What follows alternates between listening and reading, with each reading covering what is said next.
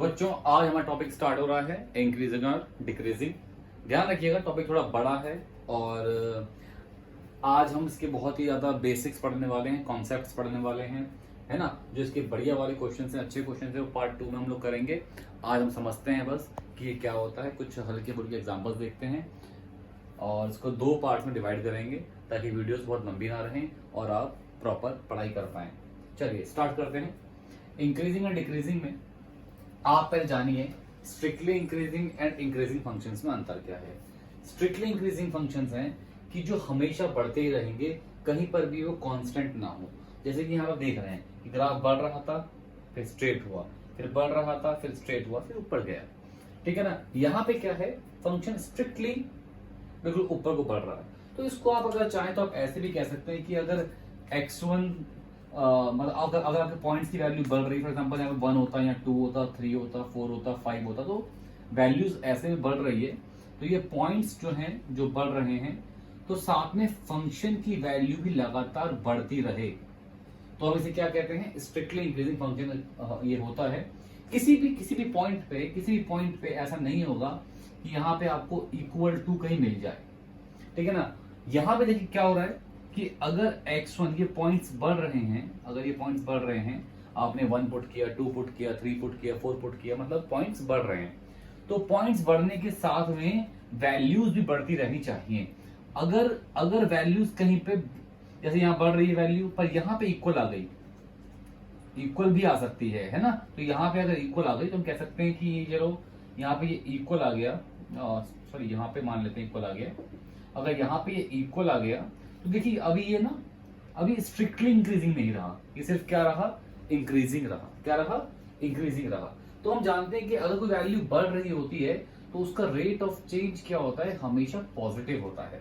तो strictly increasing वाले cases में रेट ऑफ चेंज हमेशा क्या होना चाहिए, पॉजिटिव होना चाहिए। बट इंक्रीजिंग वाले केसेस में रेट ऑफ चेंज, जैसे कि यहाँ पे पॉजिटिव है, यहाँ पे भी पॉजिटिव है हल्का सा, यहाँ पर क्या हो गया, 0 हो गया, फिर यहाँ पे क्या हो गया, पॉजिटिव हो गया। तो इंक्रीजिंग वाले केसेस में जो रेट ऑफ चेंज है वो या तो पॉजिटिव होगा या फिर 0 के इक्वल होगा। बट स्ट्रिक्टली इंक्रीजिंग वाले केस में जो रेट ऑफ चेंज है वो क्या होगा, सिर्फ और सिर्फ पॉजिटिव होगा, वो इक्वल टू 0 नहीं होगा। या फिर वो पॉइंट्स को मत लेना जहां पे वो 0 के इक्वल हो रहा हो उसके इंटरवल में, समझ गए। तो ये अंतर किसमें है, स्ट्रिक्टली इंक्रीजिंग में और इंक्रीजिंग में। तो जानते हैं कि क्यों हम बात करते हैं रेट ऑफ चेंज की। चलिए, मैंने कहा कि मैंने अगर आपके पास 2 पॉइंट लिए, एक पॉइंट x लिया और नेक्स्ट पॉइंट लिया बच्चों x प्लस h। जैसे कि आप जानते ही हैं x प्लस h जो है वो x का नेक्स्ट पॉइंट है। ठीक है ना। तो अब जो fx है, अगर मैं कहता हूं कि ये इंक्रीजिंग है, क्या है, इंक्रीजिंग है, तो f ऑफ x जो है वो या तो इसके बराबर भी हो सकता है या वो इससे छोटा होगा। मतलब एफ एक्स प्लस एच बड़ा होगा एफ एक्स से या फिर इक्वल होगा, अगर मैं इंक्रीजिंग की बात कर रहा हूं। अगर स्ट्रिक्टली इंक्रीजिंग होता तो सिर्फ क्या होता बच्चों, क्या होता, फिर सिर्फ और सिर्फ लेस देन होता, इक्वल टू नहीं आता। तो इट इंप्लाइज कि F of x plus H minus F x क्या आ रहा है बच्चों, पॉजिटिव आ रहा है। तो अगर मैं लिमिट एच टेंस टू 0 लूं, F x plus H minus F x upon में एच लूं, जो कि आपका फर्स्ट प्रिंसिपल से आ रहा है, तो यहाँ पे जो एफ डैश, ये एफ डैश एक्स है, तो आप देख सकते हैं कि ये क्या है, पॉजिटिव है। ये क्या है, पॉजिटिव है। तो अगर ये पॉजिटिव है तो हम क्या कहेंगे कि जो हमारा एफ डैश एक्स है बच्चों वो भी क्या है, पॉजिटिव है। तो इसीलिए इंक्रीजिंग में आप रेट ऑफ चेंज को greater than and equal to 0 बोल सकते हैं। बट अगर यही यहाँ पे होता, सिर्फ स्ट्रिक्टली इंक्रीजिंग होता, तो जो रेट ऑफ चेंज है वो भी हमारा क्या होना चाहिए बच्चों, स्ट्रिक्टली मतलब क्या होना चाहिए, पॉजिटिव होना चाहिए, 0 के इक्वल वो नहीं हो सकता। ठीक है, समझे आप लोग बात को। चलिए अब इसमें ना एक एग्जांपल देखते हैं समझने के लिए। जैसे ये मानिए, अब जो एकेडमिक्स के जरा एक आध एग्जांपल ले लेता हूं बेसिक से, ताकि आप लोगों को ज्यादा देखकर समझने में ना आए, है ना, और थोड़ा बहुत भी बेसिक टच भी आ जाए। जैसे मानिए मैं आपसे कहता हूं कि यार F X is equal to है, मैं बहुत ही बच्चों एक बेसिक एग्जांपल ले रहा हूं, है ना। F X is equal to X square minus 1।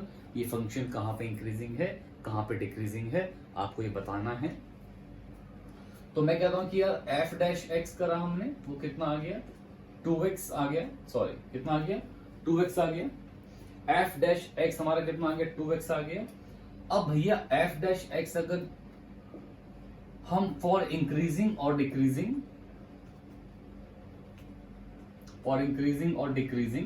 हम लोग क्या करने वाले हैं, एफ डैश एक्स को 0 के इक्वल पुट करने वाले हैं। अब अगर हमने एफ डैश एक्स को 0 के इक्वल पुट किया तो 2x equal to 0, it implies x equal to 0।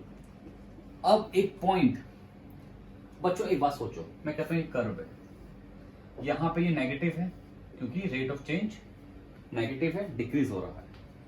यहां पे रेट ऑफ चेंज पॉजिटिव है क्योंकि ये इंक्रीज हो रहा है। इसके बीच में क्या एक पॉइंट ऐसा होगा कि जहां पे एफ डैश एक्स क्या होगा 0 होगा ना। इसके बीच में एक पॉइंट ऐसा होगा जहां पे एफ डैश एक्स क्या होगा 0 होगा।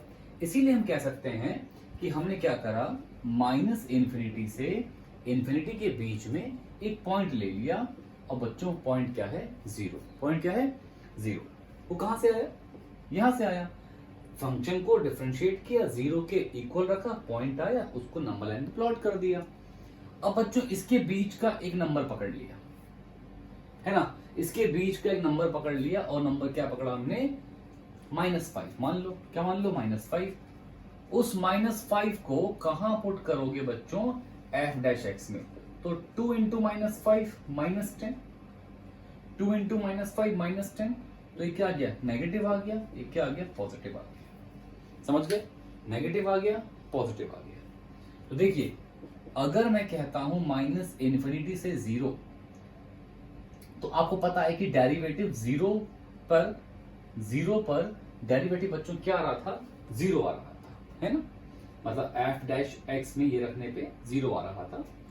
तो ये पॉइंट मैंने क्या कहा, अगर सिर्फ इंक्रीजिंग है तो आप वो पॉइंट्स इंक्लूड कर सकते हैं जहां पे रेट ऑफ चेंज क्या बन रहा हो 0 बन रहा हो। तो माइनस इन्फिनिटी से 0, देन यूनियन 0 से इन्फिनिटी, सॉरी माइनस इन्फिनिटी से 0 में बच्चों ये क्या आ रहा है, ये आ रहा है डिक्रीजिंग, क्या आ रहा है डिक्रीजिंग। और उसके बाद 0 से इन्फिनिटी में ये क्या आ रहा है इंक्रीज। तो ये मैंने एक बहुत बेसिक एग्जांपल लेकर आपको सिखा दिया कि कैसे आप, अगर मैं आपसे बोल दूं यहां पे बच्चों कि स्ट्रिक्टली इंक्रीजिंग कहां पर है, अगर मैं बोलूं आपसे कि स्ट्रिक्टली इंक्रीजिंग कहां पर है, तो आप कह सकते हैं माइनस इन्फिनिटी से 0, यहां पे हमने 0 को इंक्लूड नहीं किया है क्योंकि रेट ऑफ चेंज सिर्फ और सिर्फ पॉजिटिव होना चाहिए, वो इक्वल टू 0 नहीं हो सकता in case of strictly increasing. अगर मैं आपसे कह दूं बच्चों स्ट्रिक्टली डिक्रीजिंग कह दूं, ये कह दूं स्ट्रिक्टली डिक्रीजिंग कह दूं, तो उस केस में आपको क्या करना पड़ेगा, यहां कितना हो गया 0 से इन्फिनिटी। ठीक है बच्चों, सही है। देखिए बहुत बेसिक सा एग्जांपल था, ये हमने सीख लिया।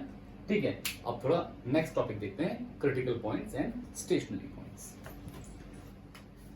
तो बच्चों देखो टॉपिक क्या है, क्रिटिकल पॉइंट्स।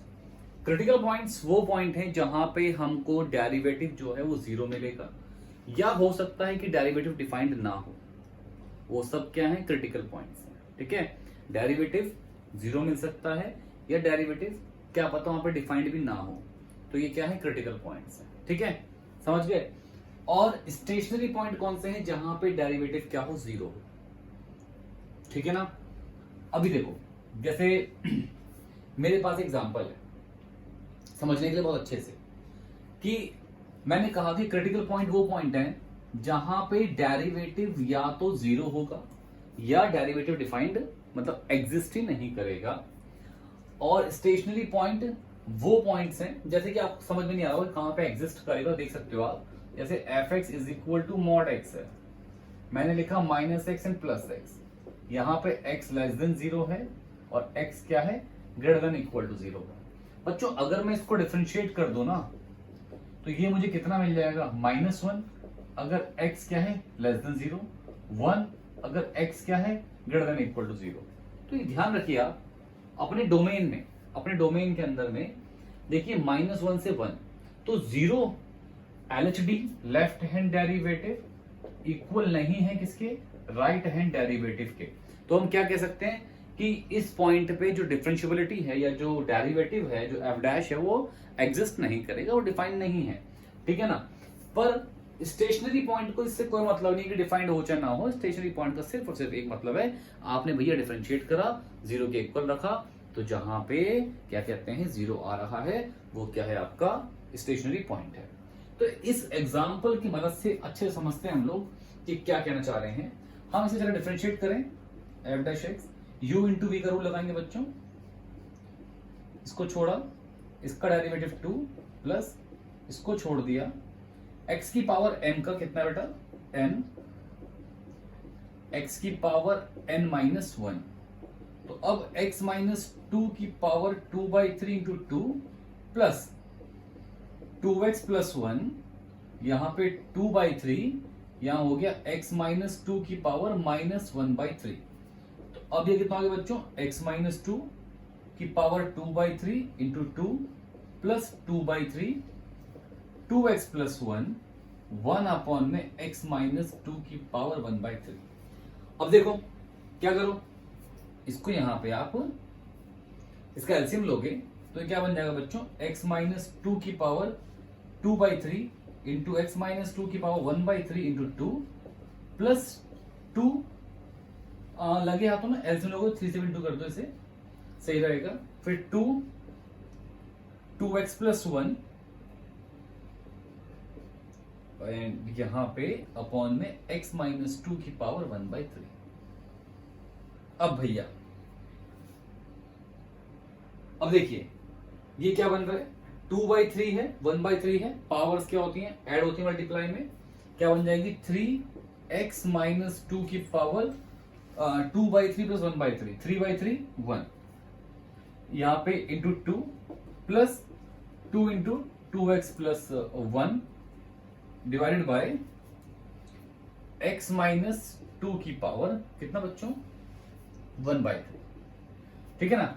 अब देखें 6x कर दीजिए multiply, 6x minus 6 minus 12 plus 4x plus 2 divided by x minus 2 की power 1/3, 6 plus 4 10x minus 12 plus this minus 10, बच्चों x माइनस 2 की पावर 1/3। अब आप खुद सोचो ये एफ डैश एक्स है, अगर मैंने x को 2 पुट कर दिया ना, अगर मैंने x को 2 पुट करा तो बच्चों something upon 0 is not defined, तो ये डिफाइंड तो होगा नहीं। तो हम कह सकते हैं यार कि 2 पे जो है डेरिवेटिव डिफाइंड नहीं है।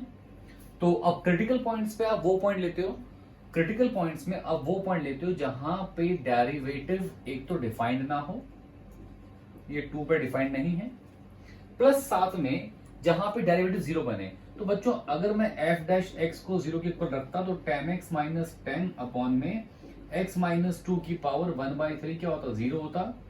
इसे मैं यहाँ पे करता मल्टीप्लाई, तो बच्चों यहां से x कितना मिलता, 1 मिलता, तो एक पॉइंट कितना आ गया, x इक्वल टू 2 and 1। बच्चों ये क्या क्रिटिकल पॉइंट है, ये है क्रिटिकल पॉइंट्स। बट अगर मैं बात करूं स्टेशनरी पॉइंट्स की, किसकी, स्टेशनरी पॉइंट्स की, तो स्टेशनरी पॉइंट्स क्या है बच्चों, स्टेशनरी पॉइंट्स सिर्फ और सिर्फ x इक्वल टू 1 है, ठीक है ना। क्यों, क्योंकि x इक्वल टू 1 पे डेरिवेटिव क्या आ रहा था, 0 आ रहा था। तो हमने ये बात सीख ली है कि यार हर स्टेशनरी पॉइंट क्रिटिकल पॉइंट है, हर स्टेशनरी पॉइंट क्रिटिकल पॉइंट है, but her critical point stationary point नहीं है, ठीक है, समझ गए। तो ये क्या था बेटा, critical point and stationary point का कॉन्सेप्ट था। चलिए नोट कर सब बच्चे से। तो ठीक है बच्चों, अब कुछ सवाल देखते हैं इंक्रीजिंग और डिक्रीजिंग के बेसिस पे, जो हम यहाँ पे इनइक्वालिटीज चेक करने वाले हैं, है ना, मतलब प्रूफ ही करना है एक्चुअली हमको ये। तो देखते हैं, जैसे कि हमें दिया हुआ है, हमें ये चेक करना है कि यार साइन एक्स जो है वो लेस देन एक्स है जब भी एक्स किससे बिलोंग करे, 0 से π/2 के बीच बिलोंग करे। तो हम एक काम करते हैं बच्चों, हम एक फंक्शन डिफाइन कर देते हैं x माइनस साइन एक्स। क्या कर दिया, x माइनस साइन एक्स, ठीक है। अब इसको बच्चों डिफरेंशिएट करो, f dash X is equal to derivative of x is 1 and sine X का cos x। तो अब देखिए आपको पता है कि जब भी x की वैल्यू 0 से π/2 के बीच में रहेगी, जो ये cos है ये 1 से कम ही रहेगा, सॉरी 1 से, देखो 0 पे क्या होता है, cos 1 होता है, मैक्सिमम cos 0 पे 1 पहुंचता है। अब 0 तो इंक्लूड है नहीं, उससे आगे है, तो हम जानते हैं बच्चों जो ग्राफ है cos का वो ऐसे होता है ना। तो 0 से आगे आने पे वैल्यू क्या हो रही है, cos की घट रही है, π/2 तक, π/2 पे 0 बनती है। तो हम एक बात समझ गए हैं कि यार cos की वैल्यू जो है इस इंटरवल के अंदर में 1 से कम रहेगी, तो इसका मतलब जो f' है वो पॉजिटिव रहेगा, है ना। तो हम कह सकते हैं कि यार x अगर 0 से लेके π/2 के बीच में बिलोंग कर रहा है तो fx क्या है, इंक्रीजिंग है, इंक्रीजिंग है। अब अगर फंक्शन इंक्रीजिंग है, ये 0 पॉइंट है, यहां कहीं π/2 था, इसके बीच में बच्चों कोई पॉइंट x मान लेता हूं, ठीक है ना, फंक्शन इंक्रीजिंग है, तो इस पॉइंट x की वैल्यू हमेशा 0 वाली वैल्यू से बड़ी आएगी, इंक्रीजिंग है ना, 0 से आगे चल रहे हो तो वैल्यू बढ़ेगी ना। तो इसीलिए बच्चों जो fx है वो हमेशा किससे बड़ा रहेगा, f0 से बड़ा रहेगा। अगर मैं आपसे कहता हूं कि f0 की वैल्यू क्या होगी बच्चों, f0 कितना है, 0 माइनस साइन 0, f0 कितना हो गया बच्चों, 0 हो गया। तो इसका मतलब x माइनस साइन x जो है वो 0 से बड़ा है, और अगर x माइनस साइन x 0 से बड़ा है तो x किससे बड़ा हो गया, साइन x से। तो हमारे पास क्या आ गया, sine x is less than x अगर बच्चों x क्या है, 0 से π/2 के बीच में, ठीक है। अब ऐसी अगर हमें इसका सेकंड पार्ट प्रूव करना है तो देखिए यहां पे अब आप डिफाइन कर लीजिए, gx मान लीजिए। अब gx आप क्या मान सकते हैं, आप मान सकते हैं gx को कितना, tan x माइनस x मान लीजिए, मान लिया आपने tan x माइनस x, या चाहे तो ऐसा मान लीजिए x माइनस tan x, कोई टेंशन नहीं है, कुछ ही मानिए आप, अब कौन सा मिल जाएगा उससे। अब g डैश x कितना होगा, डेरिवेटिव ऑफ x इज 1 और यहाँ पे sec स्क्वायर x। अब यार बड़ी सिंपल सा कॉन्सेप्ट है, 0 से π/2 आप सब जानते हैं sec 0 की वैल्यू 1 होती है, and sec 45 degree, it means at π/4 उसकी वैल्यू होती है 1/√2, सॉरी √2, क्या होती है, √2, उसका स्क्वायर किया तो कितना आ गया, 2 आ गया, तो 1 माइनस 2 क्या हो गया, नेगेटिव आ गया। तो आप ये देख सकते हैं कि यार 0 से π/2 के बीच में जो g डैश x है वो क्या आ रहा है, नेगेटिव आ रहा है। सिंपल सा कॉन्सेप्ट है, बीच की वैल्यू पकड़ी, पुट कर दी, चेक करा, क्या आ रहा है देख लिया, g डैश x नेगेटिव आ गया। अगर नेगेटिव आ रहा है तो इसका मतलब हुआ कि gx क्या है, एक डिक्रीजिंग फंक्शन है। अगर फंक्शन डिक्रीजिंग है तो वैल्यू 0 के बाद से घटेगी, बढ़ेगी तो नहीं, घटेगी वैल्यू। तो इसका मतलब अगर एक पॉइंट x है तो g0 जो है वो बड़ा होगा gx से। इसका मतलब या फिर हम कह सकते हैं जो gx है वो लेस देन किससे बच्चों, g0 से। और gx की वैल्यू कितनी है, gx की वैल्यू कितनी है, वो है x माइनस tan x, क्या है वो, x minus tan x, then x minus tan x is less than 0, it means x is less than tan x, clear. तो हम इन दोनों को देख सकते हैं मिला के कि जो हमारी इनइक्वालिटी आ रही है वो होल्ड हो गई है कि जो x है वो sin x से बड़ा है और जो tan x से छोटा है जब x क्या है, 0 से π/2 के बीच में। सिंपल सा कॉन्सेप्ट है ना, क्लियर है, इसे नोट करिए। इसके बाद हम क्वेश्चन नंबर 2 पे आते हैं। देखिए अब क्वेश्चन नंबर 2 पॉज करके नोट कर लीजिए आप लोग। हम आते हैं अब क्वेश्चन नंबर 2 पे, ठीक है। चलिए क्वेश्चन नंबर 2 में हमें क्या करना है, तब तक जब तक मैं रब कर रहा हूं आप लोग ट्राई कर सकते हैं, इसे पॉज करके ट्राई कर सकते हैं। अब मान लेता हूं ट्राई कर लिया है, चलिए स्टार्ट करते हैं, ठीक है। अब अपने आंसर्स को जिन बच्चों ने कर लिया वो क्रॉस चेक करें, और जिन्होंने नहीं किया है उनके लिए मैं सवाल कर रहा हूं। fx इज इक्वल टू, बच्चों फिर से क्या मान लो, x minus x cube by 3 minus tan inverse x, यहां ले गए। हमारे पास जो x है बच्चों क्या है, वो है 0 से लेके 1 के बीच में। अब यहां पे एफ डैश एक्स क्या होगा 1 minus 3x² by 3 minus 1 upon में 1 plus x²। F dash x इससे कैंसिल हो गया 1 minus x² minus 1 plus x का होल स्क्वायर।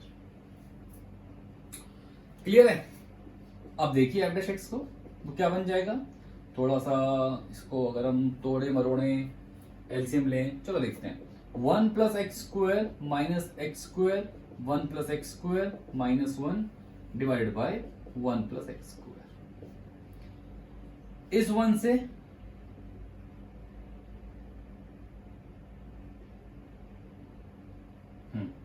इस 1 से ये 1 कैंसिल, ठीक है ना। तो क्या बचा एफ डैश एक्स बचा आपके पास में x² minus x² 1 plus x² divide by 1 plus x²। बच्चों आप इन दोनों में से x को कॉमन ले सकते हो, क्या बचेगा 1 minus minus 1 plus x² 1 plus यहां पे x²। अगेन इस 1 से 1 कैंसिल, एफ डैश एक्स कितना आ गया बच्चों माइनस एक्स की पावर 4 अपॉन में 1 प्लस x²। अब देखिए x की वैल्यू 0 से लेके 1 के बीच में है, तो x की पावर 4 बच्चों हमेशा क्या है पॉजिटिव। 1 प्लस एक्स की पावर 4 भी हमेशा x² भी हमेशा क्या है पॉजिटिव। तो इससे मुझे क्या मिल रहा है कि एफ डैश एक्स क्या आएगा हमेशा नेगेटिव। तो अगर एफ डैश एक्स नेगेटिव है तो इसका मतलब बच्चों फिर से वही बात आ गई कि जो एफ एक्स है वो क्या है डिक्रीजिंग फंक्शन। अगर एफ एक्स डिक्रीजिंग फंक्शन है तो इसका मतलब अगर मेरा इंटरवल 0 से लेकर 1 के बीच में है, मैं इसके बीच का एक पॉइंट x पकड़ लूं जो 0 से आगे है, तो f0 की वैल्यू बड़ी होगी किससे बच्चों एफ एक्स से, क्योंकि भाई डिक्रीजिंग आ गया। क्या आ गया डिक्रीजिंग आ गया। और अगर डिक्रीजिंग आ गया तो मैं ये मान सकता हूं f0 मतलब f0 ये बच्चों की फंक्शन में आप 0 पुट कर दो तो क्या होगा 0 माइनस 0 का cube by 3 minus tan inverse 0, बच्चों पूरा कितना आ गया 0। तो इसका मतलब x minus x cube by 3 minus tan inverse x क्या हो गया लेस देन 0, 0 बड़ा है इससे। तो x minus x cube by 3 क्या आ गया बच्चों less than tan inverse x, prove हो गया। अब मैं उम्मीद करता हूं कि जैसे मैंने पिछला क्वेश्चन किया था वैसे ही आप लोग अब खुद से क्या कर सकते हो gx मान सकते हो, इन्हें माइनस कर सकते हो, सेम स्टेप फॉलो कर सकते हो और आपको इसका आंसर मिल जाएगा। ठीक है, अब हम आते हैं अगले सवाल पे। इसे नोट करें, पॉज करें, अगला क्वेश्चन ट्राई करें।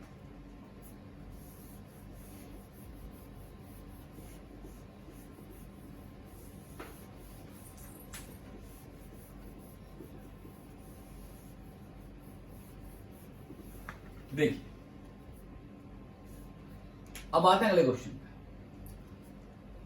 इन दोनों में से कौन सी वैल्यू बड़ी है 100 की पावर 1/100 या 1/101 की पावर 1/101। इनमें से कौन सी वैल्यू बड़ी है आपको पहचानना है। ठीक है, तो मैं एक बात तो देख सकता हूं, अगर आप भी देख सकते हैं, तो ये फंक्शन किस का बन रहा है x की पावर 1/x बन रहा है ना।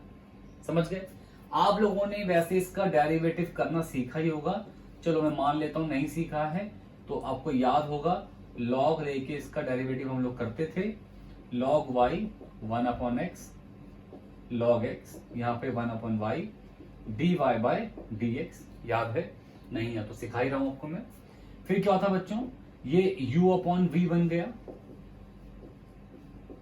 है ना। क्या हो गया v का स्क्वायर, भैया v को छोड़ा, log x का derivative 1/x minus log x को छोड़ दिया, डेरिवेटिव x का 1, तो 1/y dy बाय dx, इससे बच्चों ये कैंसिल हो गया 1 माइनस log x और अपॉन में x स्क्वायर। ठीक है, आप फिर इस y को यहां मल्टीप्लाई कर दें तो आपके पास ये dy बाय dx कितना आ गया बच्चों x की power 1/x 1 minus log x upon में x स्क्वायर। क्लियर?